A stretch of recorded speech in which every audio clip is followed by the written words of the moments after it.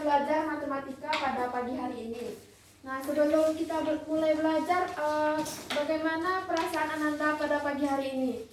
Apakah sudah siap untuk belajar matematika? Siap, Bu. Nah, karena Ananda sudah siap semua, silahkan keluarkan alat-alat yang dibutuhkan untuk belajar matematika hari ini. Simpan peralatan yang tidak berkaitan dengan matematika. Nah, supaya pembelajaran kita pada pagi hari ini berjalan dengan lancar, Ibu lancar menyampaikan materinya, Ananda lancar juga menerima materi yang Ibu sampaikan. Nah, kita berdoa terlebih dahulu. Nah, ketua kelas silahkan pimpin doanya. Oke, karena kita sudah berdoa, apakah pada pagi hari ini ada temannya yang tidak datang, Ananda? Banyak, Bu. Kenapa banyak? Sakit, Bu. Oke, untuk teman-teman kita yang sakit, kita doakan semoga cepat sembuh dan bisa belajar kembali bersama kita ya. Nah, untuk pembelajaran kita pada pagi hari ini, kita melanjutkan materi menggunakan data yang sudah kita pelajari pada minggu sebelumnya. Nah, sebelum kita belajar, Ibu ingin menjelaskan terlebih dahulu alur kegiatan yang akan kita lakukan pada pagi hari ini. Yang pertama, kita sudah berdoa bersama. Yang kedua, membuka pembelajaran. Yang ketiga, kita akan belajar berkelompok. Nantinya Ibu akan mempunyai 4 masalah. Nanti Ananda selesaikan dengan kelompok Ananda masing-masing. Dan yang terakhir, kita akan melakukan kuis. Nah, adapun aspek penilaian Ibu pada pagi hari ini, Ibu akan menilai Ananda dari segi pengetahuan, nantinya dari segi tanya jawab, dari segi menjawab pertanyaan yang Ibu berikan, lalu keterampilan, bagaimana cara Ananda menyelesaikan masalah yang Ibu berikan, dan juga nantinya ada tugas keterampilan yang Ibu berikan. Lalu penilaian sikap, bagaimana sikap Ananda selama di pembelajaran, sikap terhadap Ibu, terhadap teman-teman Ananda.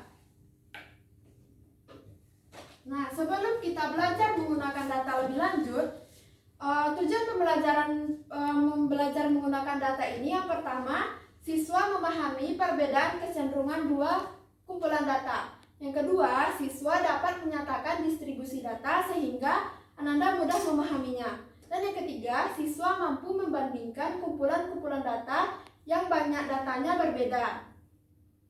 Nah, sebelumnya Ibu ingin memberikan motivasi. Motivasi hari ini yaitu kesuksesan bukanlah hasil dari keberuntungan, tapi dari kerja keras dalam belajar. Jadi stop Ananda berpikir kalau nanti saya akan sukses, Bu, dengan jalur keberuntungan saya. Tidak ada sukses jalur keberuntungan itu. Kalaupun ada, itu pun hanya sementara. Maka belajarlah untuk meraih kesuksesan Ananda di masa depan. Nah, sebelum kita belajar tentang menggunakan data lebih lanjut, Ibu ingin bertanya kembali. Minggu kemarin kita sudah belajar tentang data. Nah, sebenarnya apa itu data? Ada yang tahu? Ibu. Ya, Rahayu. Data itu adalah sekelompok informasi atau fakta mentah yang teruji kebenarannya dan dapat berupa simbol, angka, atau gambar-gambar, Bu. Nah, Delvi, benar apa yang dikatakan Rahayu, Delvi? Benar, Bu, setuju. Bisa diulangi kembali? Boleh, Bu. Data itu adalah kelompok informasi atau kelompok fakta mentah yang teruji kebenarannya dan dapat berupa simbol, angka, atau gambar-gambar dan teks, Bu. Oke, benar yang disampaikan oleh Rahayu dan Delvi tadi. Nah, dari penyampaian Rahayu dan Delvi tadi, kira-kira apa contoh data dalam kehidupan kita dalam sehari-hari? Ibu kasih contoh, misalnya makanan favorit, minuman favorit, apa lagi yang bisa diolah menjadi data? Tinggi badan orang jelas, Bu. Tinggi badan, terus berat badan, umur, dan masih banyak lagi ya, Nanda.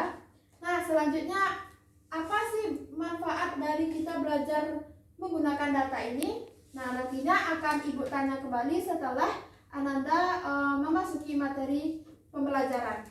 Di sini Ibu mempunyai 2 data. Ada data tunggal, ada data berkelompok. Nah, kira-kira apa yang membedakan antara data tunggal dan data berkelompok itu, Rosa? Data tunggal dan berkelompok bedanya Di sini ada nilai, ada frekuensi di data tunggal. Nah, data berkelompok itu ada interval kelas, turus, dan frekuensi. Nah, kira-kira di mana bedanya?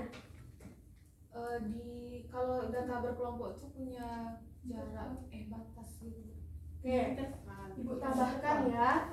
Nah, di data tunggal ini cara penyajiannya cuma sederhana. Nah, ada nilai, ada frekuensi. Sedangkan di data berkelompok itu butuh interval kelas, yaitu 1 sampai 2 itu frekuensinya berapa, 3 sampai 4 itu frekuensinya berapa. Nah, namun hari ini kita menggunakan data tunggal dan data berkelompok untuk menghitung jangkauan dan frekuensi relatif. Nah, sebelumnya kita belajar terlebih dahulu tentang jangkauan. Delvi, bisa tolong Ibu bantu membacakannya? Bisa, Bu. Oke, jangkauan. Jangkauan adalah perbedaan nilai terbesar dan terkecil untuk menyatakan penyebaran atau dispersi data. Jangkauan data diperoleh jika nilai data terbesar dikurangi dengan nilai data terkecil. Nah, poin dari jangkauan itu terletak di sini. Cara mencarinya yaitu nilai data terbesar kita kurangi dengan nilai data terkecil. Nah, kita lihat bagaimana sih cara mencari jangkauan. Di sini Ibu punya data tunggal, nilainya itu 2, 4, 5, 6, 7, 9, 10. Kira-kira berapa nilai data terkecil? 2. Nilai data terkecilnya 2.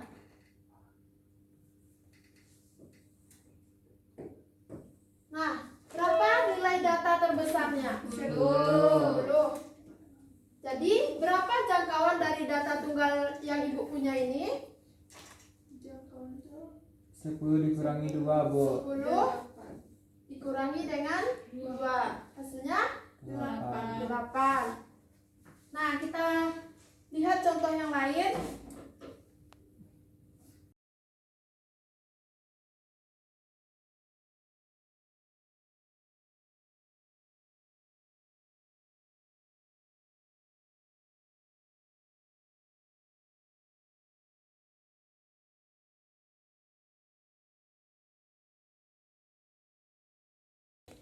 Nah, Rahayu, bisa tolong bacakan? Frekuensi relatif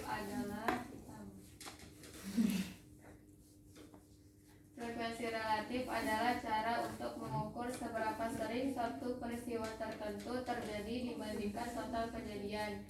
Frekuensi relatif adalah frekuensi kelas dibagi frekuensi total. Nah, rumus dari mencari frekuensi relatif itu adalah frekuensi kelas dibagi dengan frekuensi total. Nah, kita lihat apa sih itu frekuensi kelas dan mana yang frekuensi total.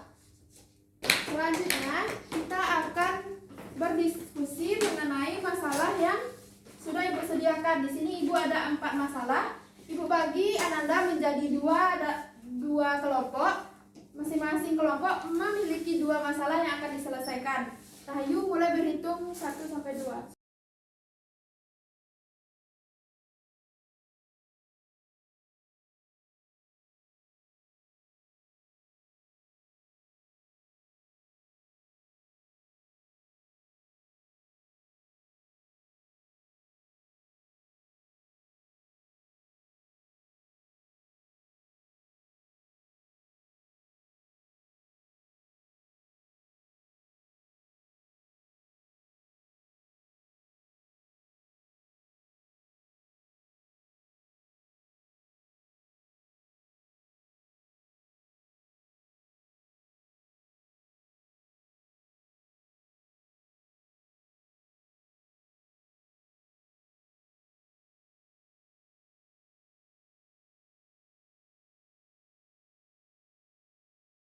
Assalamualaikum warahmatullahi wabarakatuh. Waalaikumsalam warahmatullahi wabarakatuh.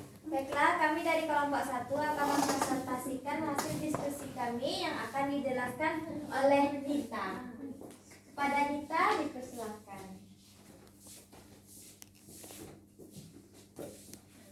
Baiklah, di sini kami memilih masalah tentang jangkauan. Di mana tadi sudah kita pelajari bahwasanya jangkauan itu adalah jarak antara data yang paling banyak dengan data yang paling sedikit. Nah, jadi di sini ada data berat badan siswa kelas 8. Nah, jumlah data yang paling besar itu adalah 15. Baiklah, demikian hasil diskusi kami. Kami akhiri. Wassalamualaikum warahmatullahi wabarakatuh. Oke, kita beri aplaus untuk kelompok 1. Bintang, Bu.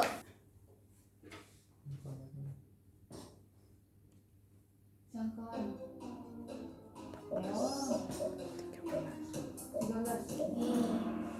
Itu salah, apa betul?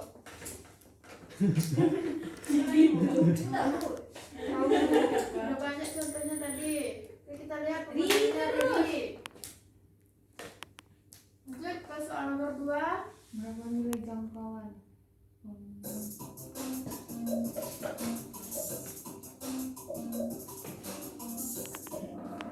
Oke, di sini benar semua ya. Berarti Anda sudah paham mengenai Berapa soal? jangkauan. Ada 6 soal. Dan karena Anda sudah mengerjakan kuis, Ibu anggap Anda sudah paham mengenai materi jangkauan dan frekuensi relatif ini. Selanjutnya, Ibu ada tugas untuk pertemuan selanjutnya dikumpul, yaitu amati data yang berasal dari kehidupan sekitaran Anda. Lalu kita ulas lagi pembelajaran minggu sebelumnya tentang mean, median, modus. Anda tentukan dari data itu berapa mean-nya, median, modusnya. Lalu kita libatkan pembelajaran hari ini, yaitu jangkauan dan frekuensi relatifnya. Bisa Anda cari frekuensi sumbernya dari buku atau Google. Oke, mungkin sekian pembelajaran kita pada pagi hari ini. Sebelum Ibu tutup, Ibu ingin bertanya bagaimana perasaan Anda setelah belajar jangkauan dan frekuensi relatif pada pagi hari ini? Menyenangkan, Bu.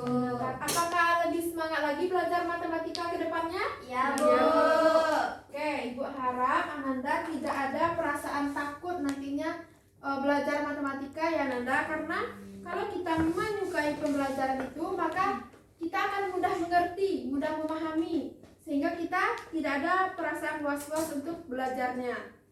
Oke, mungkin cukup sekian pembelajaran kita pada hari ini. Minggu depan kita belajar tentang bagaimana membuat histogram. Nah, Ananda pelajari terlebih dahulu sebelum kita mengulasnya di minggu ke depan. Oke, Ibu tutup dengan wabillahi taufiq wal hidayah. Wassalamualaikum warahmatullahi wabarakatuh. Waalaikumsalam warahmatullahi wabarakatuh.